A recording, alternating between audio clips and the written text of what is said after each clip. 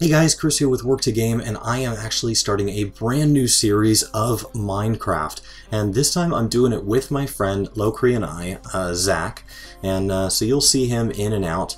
And we start off in this crazy world. This is going to be my first skyblock pack, so it's a big difference for me. I'm running around right now. This was actually made by the guys over at Hermitcraft, and Hermitcraft, they did a wonderful job building this map. And so there's basically these UFOs around here, and these represent all the different starting points.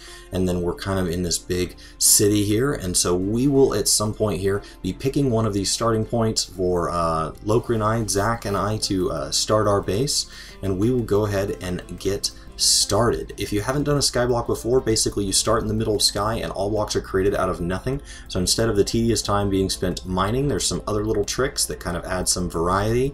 Looks like he just joined the game, so we are probably about to dive on in and pick which of the starting zones that are not picked by everybody else that's on this server that we actually want. And then we will basically have, this is a quest pack. It's called Planet Ozone Lite, I believe it's called. Let me make sure on that. Grab that name really fast here while I'm running around. Project Ozone Lite. And so it's basically a quest mod pack, so we will have this book that's in my hand, and that will feed us quests along the way, which will feed us reward crates that can have any number of random items in it. And so you can see that the other guys are kind of showing us which areas are taken, which areas are not. These are all friends, so this is a private server, not run by me, so if you did want to join us, sorry, there's not much I can do for you there. Maybe in the future Work to Game can consider a server, but that's just not been something we've explored at this time. So this will be a private pack, and it'll be a Let's Play where I'm drastically going to cut down the footage. So it's not quite the same as like maybe a Direwolf Let's Play, which I encourage you to watch those if you want to watch somebody build each and every step along the way. Now the cool thing about these UFOs is there are different ways in and out, and they are kind of warning me that the waterfall ones are actually hard to get back out of, and so we don't necessarily want to do that. And this is that pack. So we're basically, I'm going to go ahead and create a party for Zach and I, and then we're going to go ahead and dive on in. Now after we finally settle on a place that we want to build, after a little bit of exploring there and trying a few of the others, we do decide on the green base. So basically, once we get into the pack, this first episode is going to be very, very short because I'm trying to base these on roughly an hour worth of gameplay.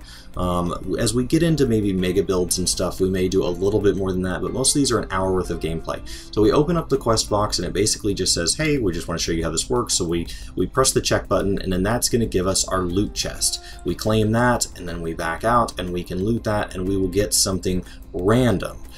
This particular one wasn't anything good, but some of them as we went, we got some better items a little further down the line that are going to kind of cut down some progression for us. And so this first thing is just a black lotus. We don't need that for now. And then actually the way you play this is you right click on dirt, you shift right click on dirt, and that gets these pebbles, and you build the pebbles into cobble. And then cobblestone is how you build your first furnace and things like that. And so that is actually a big piece of this game, is this entire first episode is almost an hour of me just right-clicking pebbles. As exciting as I know that looks.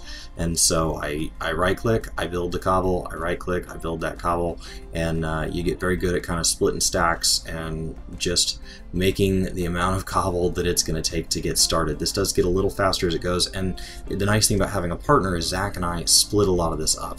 And so I go ahead and I start expending our platforms, and then I fall off. Now right after dying, obviously I just lost those items, so I go right back to it, and I start mining the cobble again.